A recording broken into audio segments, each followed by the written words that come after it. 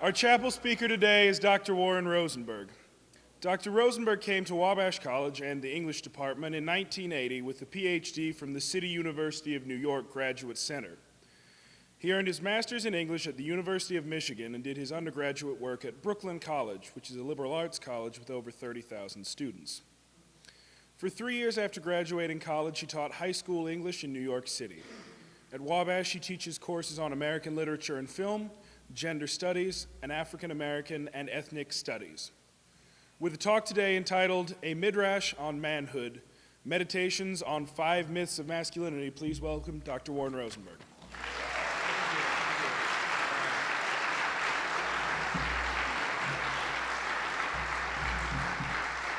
Thank you. I want to thank the Sphinx Club for inviting me to speak. In the past 5 or 6 years, I've given only one chapel talk, and this may be my last until I retire. One reason I probably won't do this again is that Ryan Lutz will be graduating next year. No matter what you might think, this is a scary situation, even for professors. President White might joke that he was up until 4 a.m. the night before writing his talk, but he isn't kidding. And I would wager that even Professor Murillo, who seems so cool in any given situation, probably had some stomach flips before he got his talk going. So what Ryan has done in getting so many speakers to agree should be noted. When I think of how he kept at me to do this, not taking my first no for an answer, and I'll explain the no in a minute, suggesting that I think about it, emailing me, have you decided on a date yet? And after that email, I forgot that I hadn't even agreed yet. Bumping into me in the Allen Center, just looking at me, not saying anything. I guarantee you that Ryan Lutz will go far. We will hear about him again. Let's give him some applause for that.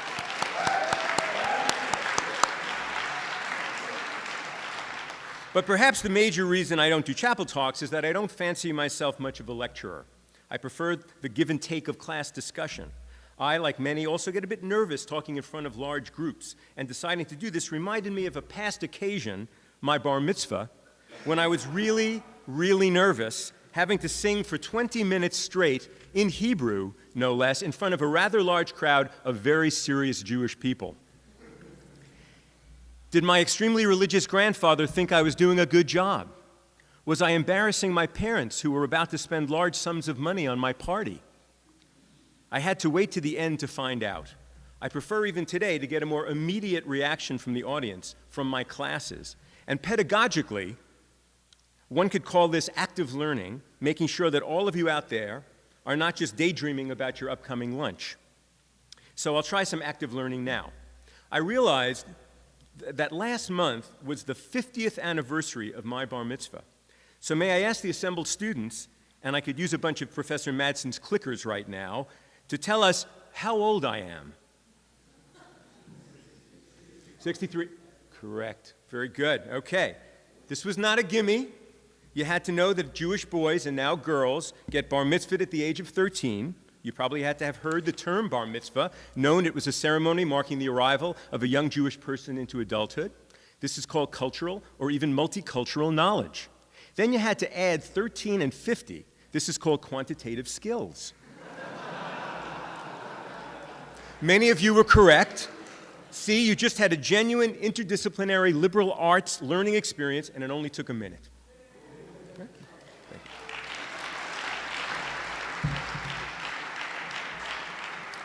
you. Since I'm now drifting toward things Jewish, I think it is time to explain my alliterative talk title.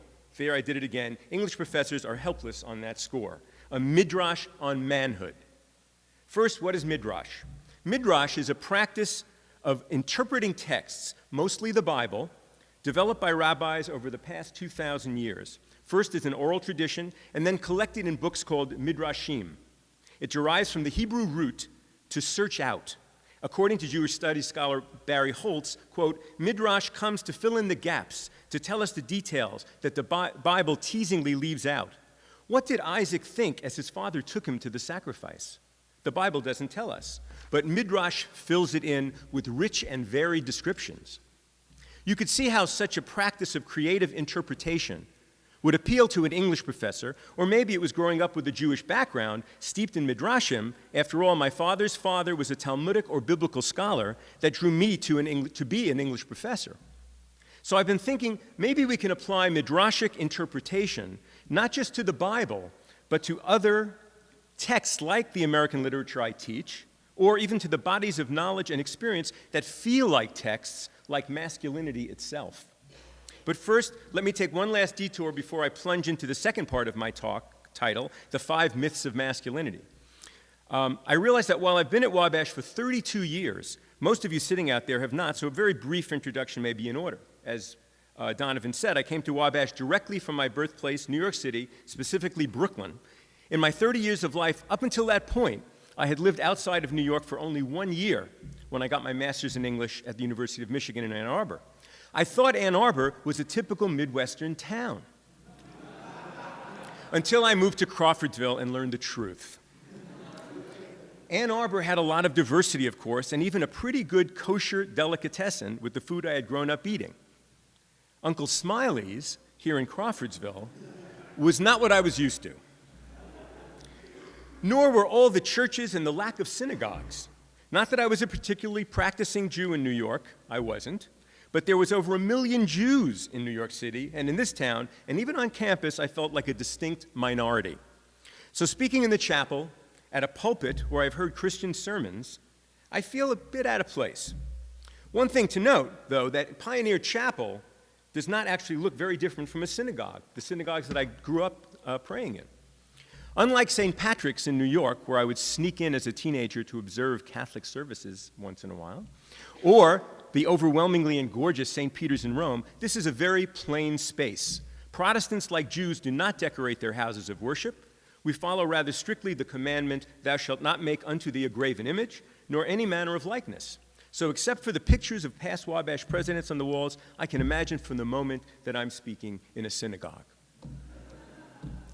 Now that isn't too easy either, though I grew up mostly going to Orthodox services, and our rabbi did not generally give sermons. But in antiquity, sermons were indeed preached by rabbis. One immediately coming to mind, what's his name? Rabbi Jesus. Okay. He gave some sermons, I believe, but let me not get ahead of myself. I'm not ordained, I'm not a rabbi, but my midrash on manhood will at times sound sermonic, and perhaps at other times prophetic, with a little of the tone of Isaiah, or more likely Jeremiah, from whom the term Jeremiad, defined as a long and mournful complaint, is derived. I will try to keep it relatively short and mostly a bit lighter than mournful, but you will have to be the judges of that. So since coming to Crawfordsville and Wabash, I've become extremely aware of 2 of my identities. Previously, I did not much consider as identities. I actually feel more Jewish here for the reasons I noted above, feeling separate from the Christian majority and somewhat invisible to them, and have become much more aware of my gender since teaching in an all-male college for over half my life. As an intellectual and as an academic and a teacher, I do think it's extremely important to study gender. And since Wabash defines itself by gender, I think it is even more important to study masculinity. And some of you may have heard me talk about this last semester as part of the Bankert lecture series. I've gotten so engaged in both of these identities since coming to Wabash that I even published a book combining the subjects back in 2001 called Legacy of Rage, Jewish Masculinity, Violence, and Culture, where I talk about what I call the construction of the Jewish male from biblical David to Seinfeld and Spielberg. It's still available on Amazon, by the way, but if you want to go to the library and take it out, you can do that. I also teach courses on masculinity, a freshman tutorial, and an advanced seminar, senior seminar, and I'm currently teaching a course on Jewish American literature and culture. I'm going to use this occasion, then, to reflect in a midrashic way, as well as sermonize, on 5 myths of manhood that have engaged, attracted, and bothered me over the years. I do not attempt this because I'm ordained in masculinity, but because I've spent 63 years trying to be a successful man, whatever that means, and the last 20 years actively studying the subject. Here I also look back 2 weeks ago to the chapel talk delivered by my new colleague, Professor Sarah Drury, whose exhortation to us to deliberate and to listen rather than launch into debate mode was not only refreshing, but I believe absolutely necessary for effective college and societal discourse. So because I have the podium, please listen and consider and see this as simply one interpretation and one point of view, mine. Midrash, most of all, is not about having the last word. It's part of a conversation that's been going on for 2,000 years, and it continues today and into tomorrow. The first myth of masculinity I'm calling the Great Escape, or as Huck Finn says in the last line of Mark Twain's novel, quote, "I got to light out for the territory ahead of the rest because Aunt Sally, she's going to adopt me and civilize me, and I can't stand it. I've been there before," end quote. This desire to escape has been a staple of masculine identity, it seems like, forever. Men have always had great excuses for leaving home for more than a long workday, which is another interesting aspect of this myth. Gilgamesh had his journey of self-discovery. Abraham was called by God to conquer and live in a new promised land. Odysseus had the Trojan War. Columbus had an idea about a quicker route to the Indies.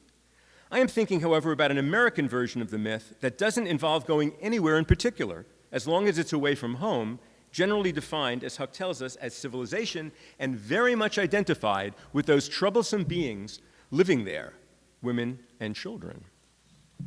Yes, the founding of this continent and country resulted from people escaping their homes elsewhere, and the openness of the frontier, until it officially closed in 1890, has contributed to the idea and appeal of constantly moving west. Escape has been part of the American founding myth. Let me say immediately, as I will say for each of these myths, that as a man, or maybe just as a person exposed to a lifetime of cultural messages, I am drawn to the idea of escape. As a kid trapped in the concrete streets of Brooklyn and in a small apartment with my parents and sister, I longed to get into the country, but generally had to settle for Prospect Park, luckily only a few blocks from my house. In college, I was convinced to live at home and actually commuted each day to campus. Little wonder that one of my big heroes then was Jack Kerouac and his novel On the Road. How often I dreamed of just getting into a car and taking off, destination anywhere. A favorite TV show when I was young was called Route 66, where in each episode, two cool guys drove around the country looking for adventure in an amazing, sexy Corvette. Oh, the open road. And in fact, tomorrow, we have an alumni faculty symposium on this very topic, the allure of cars and the open road for men. But then I had to pay college loans. I got married. I got a job. I had a child. I took on a mortgage. The open road seemed to close up ahead. Is this road closing, alternately called growing up, such a terrible thing, though? The male myth of escape says that it is. Many of our canonical American texts seem to say that it is. So I will apply a midrashic analysis to two of these texts to show that a critique of this myth of escape is actually lurking in each text, just waiting for exposure. The students who have taken my American literature survey will not be surprised that the first text is Washington Irving's classic short story, Rip Van Winkle, published in 1819. How many have read this story and know this story? Hands? Okay. How many don't know this story, Rip Van Winkle? Okay. All right. Irving calls Rip a simple, good-natured man. And the standard reading, the one generally favored by my students, and frankly by most readers, is that Rip was tremendously henpecked by his wife, who in the story is called a termagant, whose tongue was incessantly going, morning, noon, and night, and everything Rip said or did was sure to produce a torrent of household eloquence. Poor Rip, Irving writes, was at last reduced almost to despair, and his only alternative to escape from the labor of the farm and the clamor of his wife was to take a gun in hand and stroll away into the woods, which of course he does, and his equally oppressed dog, Wolf, where he meets a band of little men who get him drunk. You know the story. Most of you know the story. He falls asleep and wakes up, and the happy ending is he has slept for 20 years. His shrewish wife is dead. He's welcomed back to the village as a kind of throwback to pre-Revolutionary war times and lives happily ever after with his now grown daughter. He is no longer subject to, quote, petticoat government, his neck out of the yoke of matrimony. Rip our hero, his wife our villain, escape into nature, solution. Could this have been Irving's intention? Perhaps. But there are enough hints in the story to offer an alternative reading that puts a few holes in the myth. First, his wife had a lot to complain about. Rip was lazy. He did nothing to support the family, spending his time entertaining the neighborhood children and not his own. He was, in short, a terrible husband and father. As for his escape after his night of drinking, how much fun really is 20 years of sleep? And in the process, he completely missed watching his children grow up. When he returns to town, he doesn't know them, and they don't know him. In fact, Rip says, quote, "I'm not myself. I'm somebody else. Everything's changed, and I'm changed, and I can't tell what's my name or who I am." So the subtext of the story, I would argue, seems to be saying that escape can feel like a relief initially, but if the costs are losing ourselves and anything that might have been enjoyed or salvaged in our lives, is it worth it? Responsibility can feel like a burden, but it also links us to who we are and who we want to be. To return to Huck Finn, published at the other end of the 19th century from Rip in 1885, my brief midrash on that extraordinary book will offer another deconstruction of myth number one. Huck does say at the end of the novel that he is lighting out for the territory, escaping civilization because he's been there before. But we are no more to believe Huck here than we are when he says any number of outrageous things in the novel, like expecting a genie to come out of a lamp, or thinking Emmeline Grangerford's horrible poetry is beautiful, or thinking Jim is just a nigger slave who is somehow beneath Huck because Huck is white. This is a 14-year-old boy raised in the rural pre-Civil War South, and Twain tells us time and again that he has a lot to learn and he doesn't really know his own mind. Much evidence can be garnered to support my reading here, but a key moment is when near the end of the novel, Huck does not sneak out at night to find and help his friend Tom Sawyer, because Aunt Sally, a woman who isn't even his aunt, but who he has come to see as a mother, and Huck does not have a mother and is looking for one throughout the novel, asks him not to go. She even tells him she isn't locking the door so he is free to go if he wants. Huck at the beginning of the novel would have been out of that door in a second, as he was when Tom called him out when Huck was living with the widow Douglas. But now Huck says, quote, "Lord knows I wanted to go, bad enough to see about Tom. I was all intending to go, but after that, what she had said, I wouldn't have went for kingdoms." Why is this? Why does he refuse to escape? Huck had developed a relationship with Aunt Sally, as he had with Jim, and he wasn't going anywhere if it would hurt her. In fact, the civilization that Huck really wants to escape is the violent male-dominated one that created his ignorant, abusive father, the crazy Grangerford feud, the robbers and killers on the wrecked riverboat, the Walter Scott, the cool Colonel Sherburne who guns down a loudmouth drunk who insulted him, the despicable con men, the Duke and the Dauphin, and even the institution of slavery itself. Does Huck want to light out for the territories? Yes. Does he have an equally strong impulse not to? The novel offers this, although perhaps less romantically appealing, reading as well. The second masculine myth I want to consider was touched on by Dr. Brown last week in his chapel talk, but I'm going to look at it through a different lens, the lens of gender as it applies to American literature. This myth is self-reliance, or, quote, "I'm fine, I don't need any help, I'm a man, I can and should do it myself." I see a number of students, or I saw them last week, walking around with Emerson's essay, Self-Reliance. For an education course, I think they were reading it. I teach it in my survey course, and it is, in fact, one of the defining texts of American literature and culture. Who would not be stirred, especially men, as Emerson directs his words to men, although his friend Margaret Fuller took his words into her own heart, by his great writing and inspiring ideas? Who could not be affected by sentences like, "To believe your own thought, to believe that what is true for you in your private heart is true for all men, that is genius."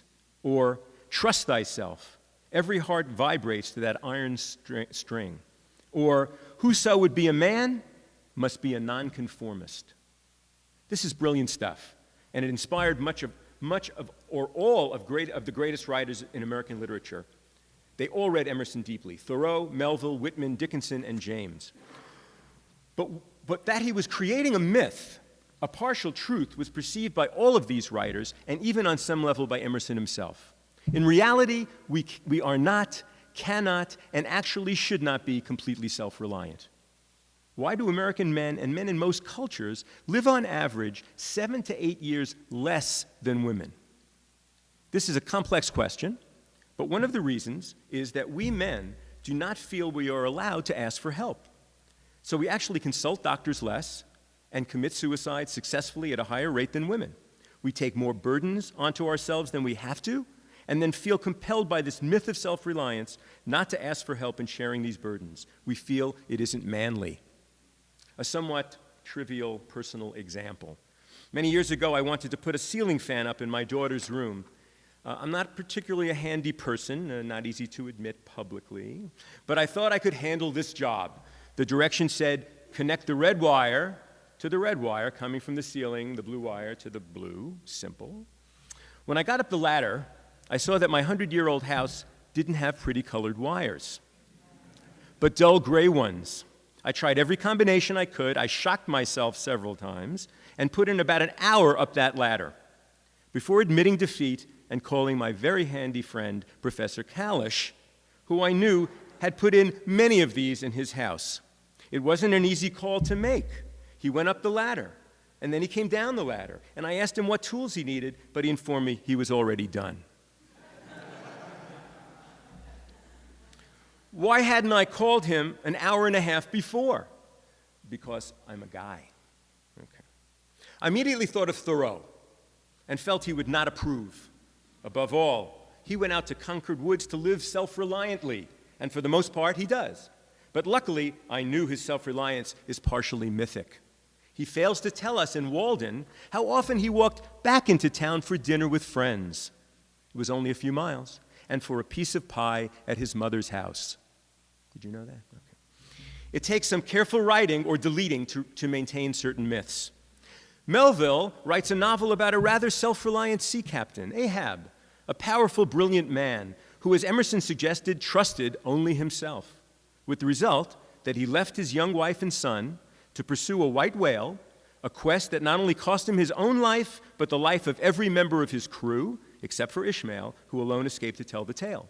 In my midrash, I read Moby Dick as a novel in part to warn us about the excesses of self-reliance. We actually have Melville's marginalia in his own copy of Self-Reliance, in which he says that Emerson is brilliant, but totally out of touch with reality. He writes that in the margin. Whitman wrote a great poem called Song of Myself, but never for a moment forgot that he was intimately connected with everyone else in America and the world. Finally, at the end of the 19th century, Jack London, a manly man if a writer ever was one, writes a story called To Build a Fire, in which the protagonist's cocky view of his own desire to be self-reliant leads him to freeze to death in Alaska. He realizes too late that the, quote, womanish old man that told him not to go out alone in temperatures below 70 below was right after all. Finds that out a little too late. My third masculine myth, I promise, will be a short one, a major personal peeve without any literary textual support, although I'm sure I could garner a lot of scientific support if I wanted to. This one is labeled, smoking and drinking to excess is cool and manly. I'll deal with excessive drinking first. The Jewish tradition has nothing negative to say about drinking, and of course, wine is liberally used in various holiday meals and rituals. We have a nice Hebrew prayer thanking God for allowing us to partake of the fruit of the vine. My religious grandfather Max used to make a highly potent raisin wine in his bathtub, beginning in Prohibition and continuing into my youth, when he and my father would give me a little taste of 80 proof schnapps and laugh while I choked and sputtered. When I taught for a semester in Belgium, one of the world's capitals of great beer, with over 300 distinct types, I believe I tried a third of those, but never more than a bottle or two of each. I like the feeling of being slightly affected by spirits, I like the taste, but I do not like being drunk, and I think drinking to excess is a serious problem. It is, to resort to another stereotype of masculinity, the need to be in control, unmanly to me to be so out of control. You make a fool of yourself, you embarrass your friends, and one can make serious mistakes in judgment that could affect your whole life. Having unprotected sex, for example, or take your life, or someone else is driving while drunk. Enough. You've heard this Jeremiad before. On to smoking. Little upsets me more than walking on campus and seeing my students, or any students, smoking or chewing tobacco, a practice that I can hardly fathom. They didn't do that in New York a lot. They didn't have a lot of tobacco. spitting on the subway. It didn't happen. I consider this anti-liberal arts behavior. If you think of the liberal arts as encouraging us to think critically and act responsibly, liberally educated people act, for the most part, based on sound evidence, and the evidence is overwhelming that smoking causes a myriad of diseases, and some of them fatal. So why do so many seemingly smart young men and women smoke? I know it's a tough habit to break, but what gets us started? One of the reasons that smoking particularly upsets me is that my parents both smoked. My father grew up in the 1930s and 40s when the tobacco industry could advertise without restrictions, when the Marlboro Man was born. And he also got constant messages from Hollywood that the coolest men and women smoked. But by the time my father realized that he had to do something, when he was in his 40s, he stopped. But it was for him too late. I will never forget the phone call I got from him back in 1986. I had just been awarded tenure at Wabash and was excited to tell him. But he had some news for me first. He had been diagnosed with lung cancer. It was the worst conversation I ever had. He told me the type of cell, and after I hung up, I looked it up, and found that the prognosis was 14 months. He had just retired at 65, and in 14 months, despite the best treatment at Sloan Kettering Hospital, one of the top cancer hospitals in the country, he was dead. I had lost the man I loved most in the world, and it made and makes me angry still that maybe his death was preventable. So my message to you, one I am sure many of you are not happy about hearing, resist whatever message you are getting today that smoking is manly and cool. It's a myth. My fourth masculine myth may be a unique topic for a chapel talk, but as a student of masculinity, especially of young male masculinity, I think it's vital to discuss. Here I'm drawing on my colleague and former student professor Michael Abbott, who in his chapel talk, I believe last year, argued that nothing was off limits in liberal arts study, an assertion with which I completely agree. So this male myth is that, quote, porn is harmless fun. Before you head for the exits, moaning that your professors want to ruin everything, hear me out. I have no intention of railing against porn with the idea that somehow it can be eliminated or even should be eliminated. My colleague in classics, Professor Jeremy Hartmut, assures me that it has been around a very long time. That's not from personal experience. He researched this. In response to my email...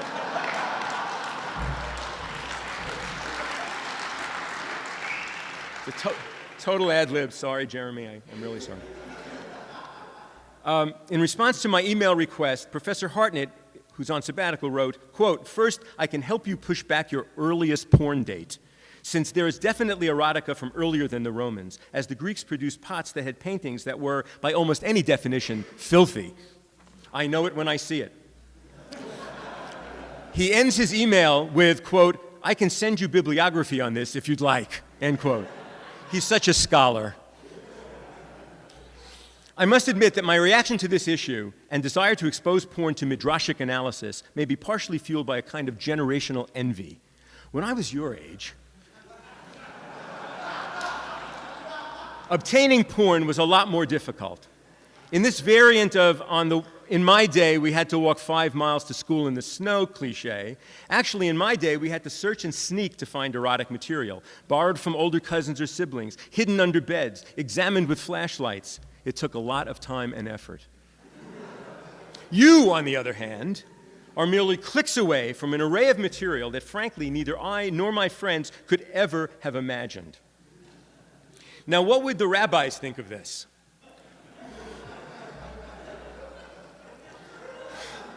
I am not from a tradition that looks negatively at sex. In an excellent book called Eros and the Jews, Berkeley professor David Bial argues that the rabbis saw the Yetzer Hara, their name for our evil or instinctual natures, as the same as our motivation or passion for study. Those rabbis. Okay. The trick was to moderate and direct that passion into study or into marriage and procreation. Increase and multiply is the Jewish biblical mandate. Yet the easy access and degree of online porn has been seen as a scourge by contemporary Orthodox rabbis who see it as a full-fledged addiction. Others, not necessarily associated with religion, see it in the same way. Addiction or not, my concern with men and porn is shared by the scholars and teachers in the field of men's studies that ultimately say too much of it or the wrong kind, particularly porn that includes violence and humiliation, hurts women, hurts men, and can hurt relationships. I see porn as contrary to the humanism inherent in the liberal arts in that it is essentially a mechanical, distorted, and dehumanizing representation of what is one of the most wonderful human activities. And if the thought of a person your grandfather's age talking about this subject makes you squirm, get over it. Have you seen some Cialis ads lately? I mean, it's like unbelievable. So sick of those things. But one brings to various activities the sum of who one is. And as an English professor who teaches about great narratives and beautifully made texts in fiction and film, I can say that porn does not live up to one's expectations in these areas. The stories are obviously flimsy and hastily devised. The character development is virtually non-existent. The production values and cinematic effects are subpar. All this, given that porn is currently a $5 to $10 billion a year business, and that estimate from the New York Times website is probably low. But professor, that is not the point, you say with a condescending look. It's not supposed to be art. It has a function, and it accomplishes that fairly well. I understand that, but everything we watch has an effect on us, often at levels on which we are not aware. So if we are watching a man, sometimes a freakishly endowed man,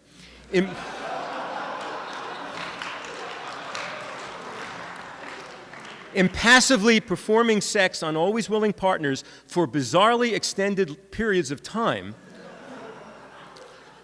we might get the idea that this is what sex should be about, an emotionally detached performance. I must say that what comes to my mind is something like watching the home run derby or the slam dunk contest that precedes the baseball and basketball all-star games. After the 10th home run, or the 20th dunk, or the 75th thrust, no matter how powerful, graceful, or awe-inspiring, I find myself getting pretty bored. How different is the feeling one has watching an actual baseball game? Or better yet, not just watching, but playing, participating. Real sex is about being intimately engaged with a real person and feeling like a real person yourself. These concerns about how porn might affect men does not even begin to touch on the effect these images have on a male's perception of women and women's perceptions of how they are depicted. After an extensive immersion in porn, can we really so easily separate our view of the female performer, paid to act out pretty much any fantasy conceived of, from an actual, fully realized human person, someone with her own ideas and agency? I frankly doubt it, and know that my colleagues in psychology could tell us more concretely what those effects might be, and studies have been done. As Michael Kimmel, one of the major men's studies scholars notes, we as men need to, quote, confront our relationship with pornography, which means neither repudiating sexual pleasure nor ignoring the content of our sexual imaginations. It means actually listening to women and their concerns. It means learning to speak with other men seriously about the issue and learning how to separate the sex from the sexism. My fifth and final masculine myth is related to the several others in various ways, as you'll see. It's the one that says men are from Mars and women are from Venus, that men and women are actually so very different. To me, this is one of the most entrenched and insidious myths out there in our culture, and one that the Midrash must challenge. For my text, I will turn to classic Hollywood cinema and to one of my favorite films and screen couples of all time, Spencer Tracy and Katharine Hepburn, in their wonderful 1949 film, Adam's Rib. How many have seen it? No? Oh, in the back of the house, the hands are up. Came out in 49. You got to see this film. In this film, Tracy and Hepburn are married and both lawyers, which in 1949 is somewhat revolutionary in itself. A case comes to Tracy named rather obviously Adam, his name in the film, in which he will be prosecuting a woman, played memorably by Judy Holliday. See one of her films if you can. She only made a few films. She's a fantastic actress. Accused of shooting and injuring her philandering husband. Against her husband, Adam's wishes, Hepburn, happily named Amanda and not Eve in the film, although I now see her name Amanda as being significant, I didn't realize that when I first heard it, takes on Holliday's defense. Up until this point in the film, the lawyer couple are blissfully happy in their marriage, but once they become antagonists in court, things deteriorate rapidly. Amanda uses every tactic in the book to get her client off, including essentially putting men in sexist society on the stand. Stereotypically, Adam is trying to work inside the law, and Amanda is seeing and using the bigger picture. When toward the end it looks like she may be winning, Adam begins to lose his cool. He also suspects she is having an affair with a neighbor. This is rather hilarious to a modern viewer, and maybe to some in 1949, as the neighbor is pretty obviously gay. I mean, he is really gay. But Adam seems to turn to violence, pulling a gun on his wife. Yet when he is sure he has frightened Amanda, he puts the gun in his mouth, takes a big bite out of it. It's made of licorice. Sorry to spoil that for you. It's a big moment in the film. But the key point is actually made that male violence is always lurking beneath the surface of male-female relationships. The film ends in a kind of stalemate, although Adam tells Amanda he is now going to run for judge. He's going to get one up on her. Amanda, not missing a beat, says, oh, she will consider running against him. Adam is again exasperated and wonders at the end what the actual difference is between men and women. And as they prepare for bed, he realizes what that difference is. And the film ends with his line, Viva la différence. So they jump into bed. Okay. So, for heterosexuals at least, the difference between the sexes comes down to sex, to desire. The film is ultimately saying this. There is that unmistakable phenomenon that exists between men and women that to some extent may be based on gender difference. But one might consider, though, how same-sex desire troubles even this given. But what this 1949 film is saying, somewhat surprisingly, is that with minor exceptions resulting from culturally created worldviews and consequent behaviors, there really is no major difference between men and women. This may be as exasperating for some of us who want to make these differences seem larger than they are, and it is worth a much longer discussion to figure out why they have the need to do that, but I would argue it is a myth nonetheless, and a damaging one. There are societally labeled masculine and feminine traits, but we all know that both men and women can and do possess them. Women can be physically strong and tough, men can be sensitive and caring. This seems obvious and acceptable, so why even bother to label these traits by gender? I really don't know why, but we do, and this will be my final takeaway message for today. Men, ignore these labels, defy these myths. If that means not running away from family responsibility, asking a friend for help, showing your emotions and vulnerabilities, refusing to be a sex performance machine, wanting to teach elementary school, whatever our society has arbitrarily labeled as feminine behavior, so be it. When you have the instinct to do something that a little voice in your mind might be criticizing as inappropriate because it could be construed as feminine, don't listen to that voice. Here I will end with Emerson and some of the very useful bits of his message. If you really want to be a man, and that is a fully realized person, then follow Emerson's dictum to follow your instincts. Most of the voices you hear in your head are societally constructed warnings, and they are pushing the myths I have been talking about. Huck heard these as well. When they told him to turn Jim in, they told him that he would go to hell if he helped a slave that wasn't even his to escape. But Huck ignores these voices, accepts going to hell, and only follows his true feelings, which were that he had grown to love this black man, Jim, and would no more turn him in than he would run out on Aunt Sally. Don't turn your back on the feelings you have for others because you think, or worse, think that others might think, that those feelings are not manly. Listen to Emerson on this one. He is offering the antidote to the blind acceptance of societal myths. Quote, character teaches above our wills. He tells us, and our characters, our good and full characters, have no gender. Thank you.